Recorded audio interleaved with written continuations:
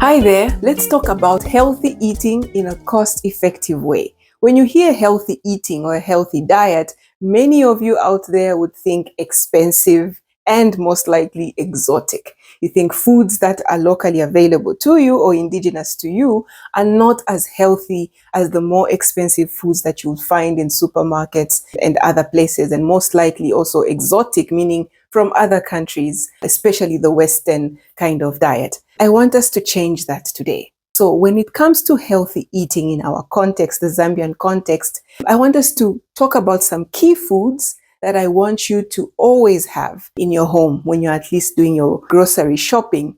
These are foods that are cheaper. I will not say cheap, but cheaper. Not only are they cheaper, but they are also high in nutrients. So you want to really be nutrient rich, because the foods that are often declared to be rich people food, which is usually the fast foods, are nutrient poor. Most of them are ultra processed foods.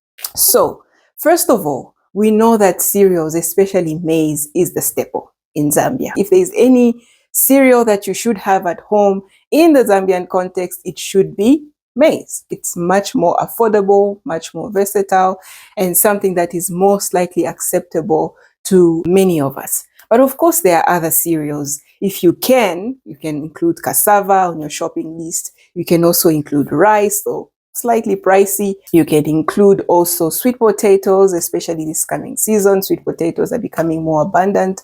And so you can include that. But if you do not have all that, even just maize is okay as your cereal or as your base. Now, maize does not have enough nutrients. It does contain a lot of energy, but very little nutrients to talk about. So you want to use that as your base and then add nutrient-rich foods to that, right? So what nutrient-rich foods can you add to maize meal to make the meal more nutrient-rich? Definitely pulses. I will not emphasize this enough. If anything, all households in Zambia should at least have a pulse in their pantry somewhere. When we talk of pulses, I'm talking of foods like beans, the common beans, either kablangeti or solwezi beans or msunzumswesi, the lundazi beans, which are my favorite, and so many a variety of beans that we have. So definitely beans. Definitely soya beans as well. I know when we talk of soya chunks, many of you are tired of soya, but there are so many other pulses that you can eat. If you're tired of consuming soya chunks or soya pieces, as we call them, you can opt for others. There's also indoyo or bambara nuts. We also have cowpeas in the group, chickpeas. Explore all these pulses as well, because they are high in nutrients. Why am I emphasizing on pulses? That's because pulses, even if you don't have maize meal, if you have a pulse, you are getting both energy as well as protein and other nutrients like iron, like magnesium, like calcium, especially in lentils, for example. You get a lot of calcium in there. So that is why pulses become very important. They are cheaper than other protein sources like animal source protein, but also not only are they cheaper than animal source protein, but the protein is quite similar or in structure to that of animal protein. So when you eat plant-based protein from a pulse, the quality is at least close to animal source protein. So definitely have a pulse. And then obviously you want to have some animal source food. So you may not have a budget large enough to eat an animal source food every single day, but at least every other day or even just once a week, you could include animal source foods. Now, the cheaper ones would be eggs, which are not only cheaper, but high in nutrients as well, and also small fish. I would rather you go for small fish than the big brims. Even if you are a wealthy household, I would rather you go for the smaller fish. I'm talking chisense, kapenta of all kinds, whether it's impulungu, whether it's dudaga, and all that, right? We often classify these as food for the poor, but trust me, they are nutrient rich. The reason why they are nutrient rich is because you are eating them whole. Unlike your brim, where you just eat the flesh and then throw away the bones, Pochisense and Kapenta and whatnot, you are eating everything. The bones, the head, the eyes, and everything. And so all that, you're adding more calcium, more phosphorus, more potassium to your diet, right? Also, don't forget insects. I know for sure some frown upon insects, but if you can, include insects in your diet, fulufute, inswa, these are sold even in the dried form. You don't have to wait for the season. When you go to the big markets, you will find them dried and ready to buy. And so insects can actually help to add more nutrients to your diet. Okay. And then also, when it comes to being cost effective when eating or planning our meals as a family, you want to also mix a pulse and an animal source food, right? So for example, you can buy bones from a butchery and mix it with a pulse, right? And the two actually would result in a good nutrient balance. So you are getting the best of both, but also stretching. You're stretching the meat, or it could be mincemeat, it could be bones, it could be organ meat, whatever meat you have, right? Let's say you can only afford to buy 500 grams. But when you mix it with a pulse, you actually stretch it. Everybody in the family gets to have a little bit of both. I like to mix, for example, lentils with mincemeat. So even if I only have a handful of mincemeat, but when you mix it with lentils, it actually can feed the whole family. And I think it's high time that we started exploring mixed diet, which brings me to the next point. We need to ensure that we add different foods to a pot.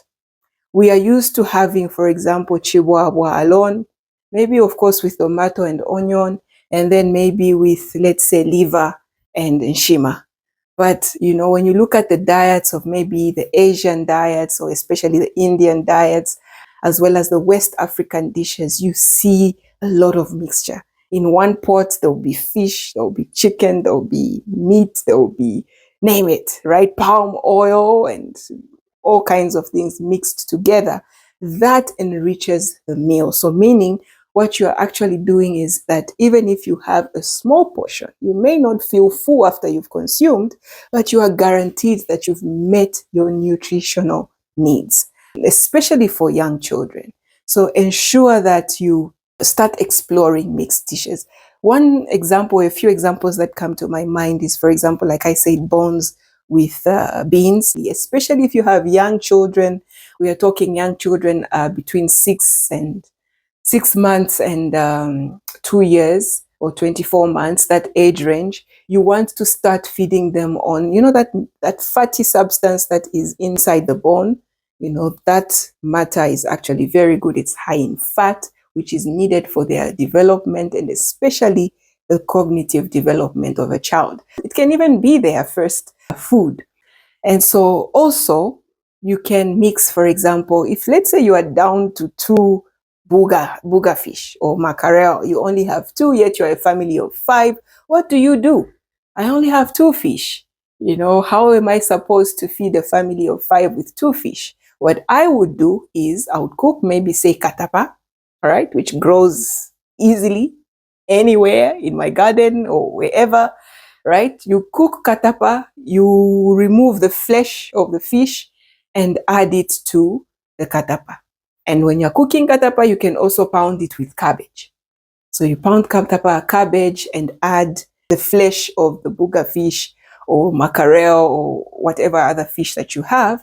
That way, what you're doing is allowing the nutrients from the 2 fish to leak into the stew of the katapa.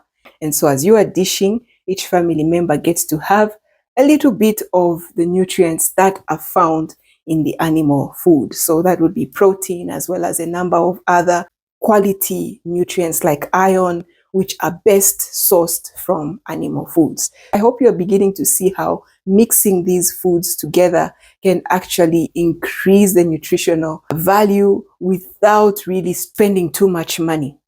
But also, I would want us to focus more on stews than frying or deep frying especially. That's because, firstly, the seed oils that we use, for example, soybean oil, sunflower seed oil, rapeseed oil, they are not healthy. These cooking oils that you buy from the shops are not healthy. But also, in being honest, we can't do away with them. That's only because the other healthier oils, like, extra virgin olive oil, are extremely expensive. They are extremely expensive. So you cannot go without these oils. If you can, why not?